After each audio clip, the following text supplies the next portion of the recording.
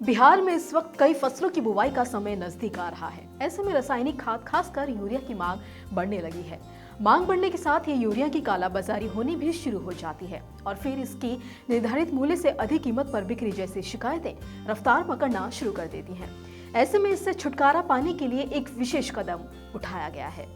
नमस्कार दर्शकों, मैं हूं आपके साथ अश्विनी वानखड़े और स्वागत है आपका कृषि जागरण में। दरअसल विभाग ने बिहार में इस विषय पर जीरो टॉलरेंस नीति के आदेश जारी किए हैं। बिहार के कृषि निदेशक द्वारा जारी आदेश में राज्य सरकार ने किसानों को जीरो टॉलरेंस पॉलिसी के तहत निर्धारित मूल्य पर ही खाद उपलब्ध कराने का निर्णय लिया है। आपको बता दें कि गेहूं और सर्दियों में मक्का की बुवाई और आलू की खेती के दौरान किसानों को बड़ी मात्रा में डीएपी और एनपीके की जरूरत होती है और राज्य में डीएपी की भारी कमी की वजह से ये सब होता है। वहीं राज्य के किसानों से डीएपी और एनपीके की खरीद और उपयोग उनकी जरूरत के अनुसार ही करने की अपील की गई है। साथ ही यह भी समझाने की कोशिश की गई है कि किसानों को एक दूसरे की जरूरतों को समझना चाहिए और उन्हें रबी सीजन के लिए अपनी आवश्यकता के अनुसार उर्वरक खरीदना चाहिए।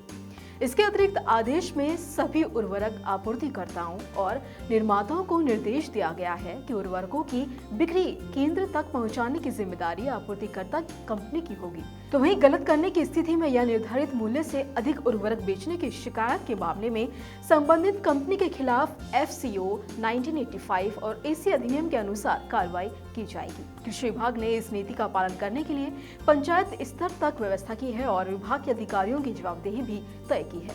तो वहीं बिहार में खरीफ सीजन आते ही अन्य खरीफ फसलों के साथ साथ धान और प्याज की बुवाई भी तेज होनी शुरू हो जाती है। आपको बता दें कि वैसे तो यूरिया एक नियंत्रित उर्वरक होने के कारण इसका वितरण केंद्र सरकार द्वारा निर्धारित किया जाता है।